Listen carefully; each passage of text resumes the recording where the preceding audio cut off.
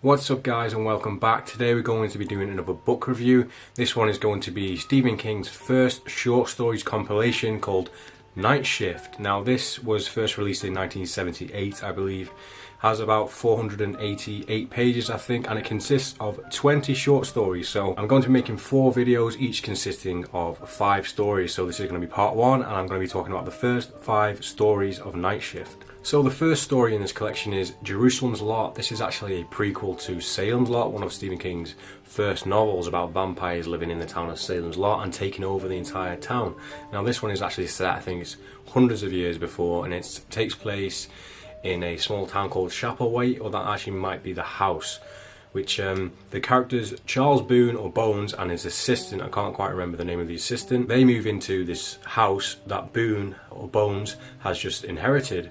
And the way this story is told is directly through journal diary entries, and it goes from the moment they move there to the very end of the story as things progress. And things in this house aren't quite what they seem. They're hearing noises in the walls and they're finding like scriptures, and they actually find a book in the wall which gives them some information and about this mystery about the town. This is next door, which is abandoned, which happens to be Salem's Lot. Now the residents of this town all have a distinct distaste for Boone, and he doesn't really know why. You don't really know why. They just have this weird feeling towards him. The two of them decide to go into Salem's Lot after hearing about this mystery that's been going on there and why it's so empty. And as you'd expect, bad things happen, vampires, etc. I really like the way this story is told, because Stephen King always has these different ways of telling a story, and I really like to see the new ways he does it, like this one is throughout journal entries. So obviously we get to see things as he's moving in and he's just getting to grips with the place, and then obviously as things start to get worse and worse, these journals seem to get a bit more erratic. So we get diary entries from Boone, who's discovering these things, and then we have ones from his assistant, which he's getting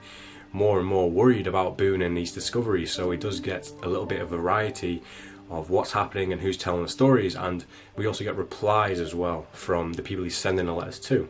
I did actually try and read this one because it was actually in the back of my Salem's Lot copy, but I was reading that book for so long, so I took a break, that I couldn't quite get into it because the language in this one is definitely very old-fashioned, and like I could only read it in like a British old-school Victorian accent, which I'm sure it's not because it's set in America, but that's all I can read, these old-time like Sherlock type of dialogue things in. So when I finally got back around to reading it this time, I did enjoy it a lot more.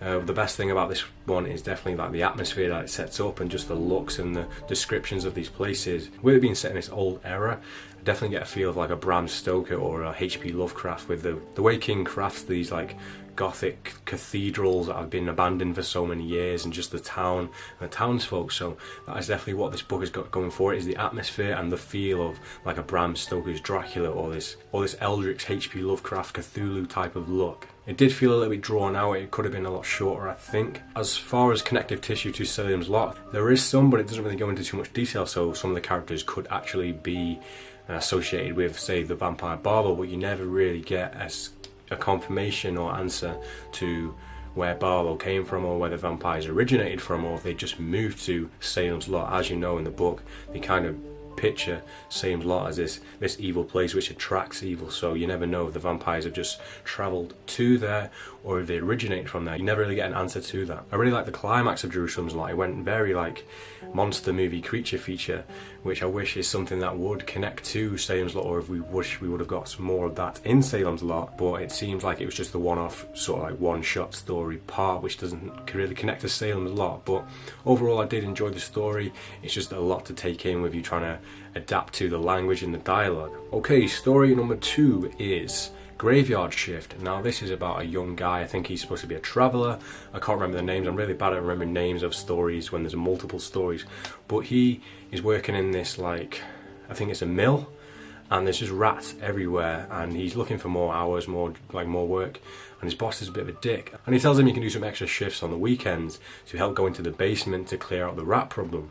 So him and a few other workers and the boss himself, who's a dick, all decide to go down into the very basement of this mill, which no one's been down in years, to take care of this vermin problem. Now, as I say with Jerusalem's Lot, this one is very good with atmosphere. You get a sense that these people are down there in this disgusting place. You get to sense every like smell, and every time they step on something disgusting, you really feel like these guys are in a horrible place and you do not want to be down there with them. And the way the story progresses is the further they go down, the more things get worse and the more horrible things they see. I think one of the main plot lines is that there's like radioactive material down there, and these rats have just been devouring that, and as you can imagine, it's not going to be too good for what happens to them, and especially for the people who encounter them. Now, this story I did enjoy, but the problem I had was that the story kind of feels like it was building up to something, and then it kind of just ends, which makes me want more. And I feel like this one could have been more of a novella, maybe a 100-200 page story instead of just a short story, because where it ends, it feels like it could have gone on and actually been more of an entertaining story.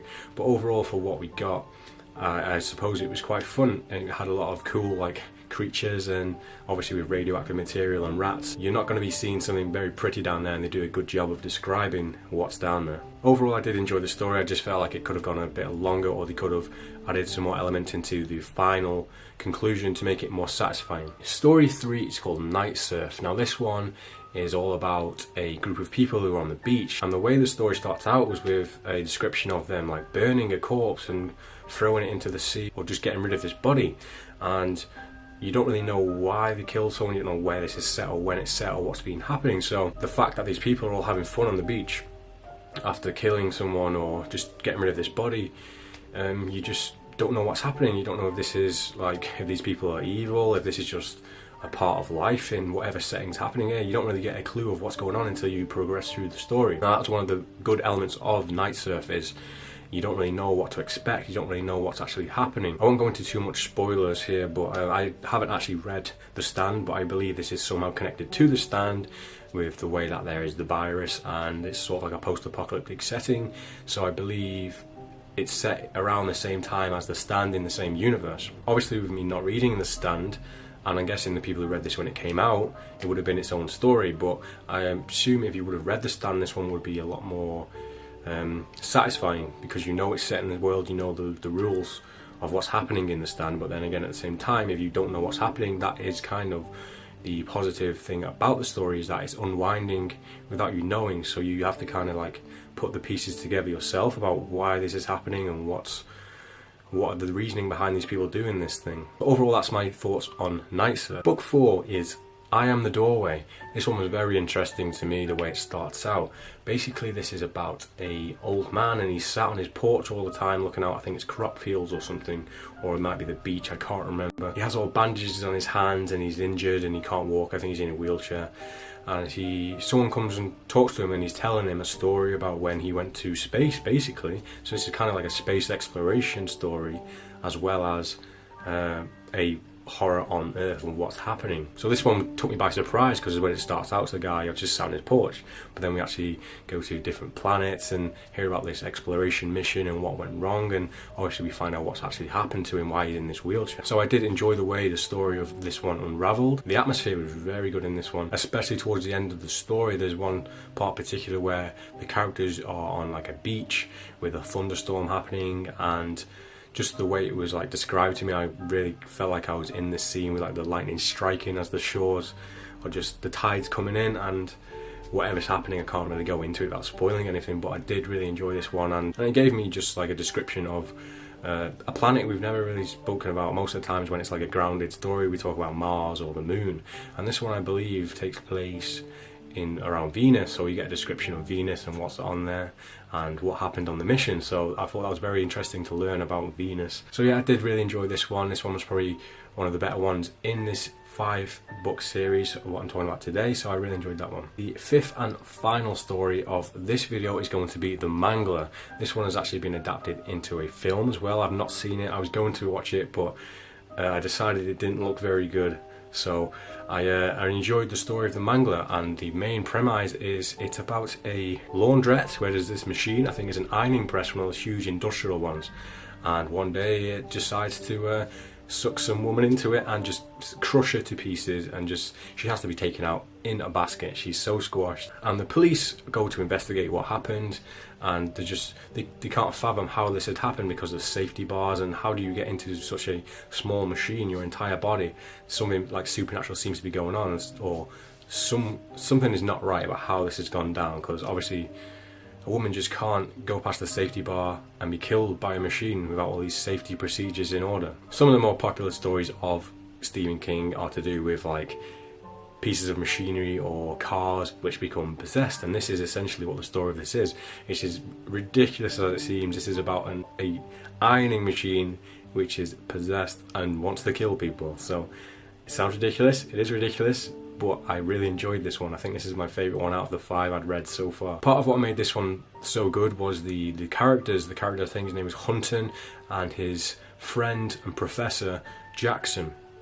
Now these two people are talking about the case. Obviously Hunton has been in on the case and he's been interviewing the people and what's happened, and his friend, who's a professor, who sort of must have some kind of history with talking about the occult and supernatural. So the story has these fun conversations between them two, talking about logic and the supernatural, trying to figure out exactly how this thing is killing people, or if it is supernatural at all. There's quite a few funny moments with these two characters where they're interviewing a girl they believe was the one who started this up because she might be a virgin, and they have to go around this subject of interviewing this girl about an iron presser while trying to determine if she's a virgin, and that's the reason why it came for them. And I just thought it was a really funny scene, just overall with the story and the plot. It's batshit, but I really did enjoy this story. It seems to be one of the longer ones out of the 5 as well so far. This one has a lot more depth to it than some of the shorter ones like Night Surf or I Am the Doorway. One thing I'm noticing about these short stories are they do feel like they end very suddenly and they lead up to more, but obviously we never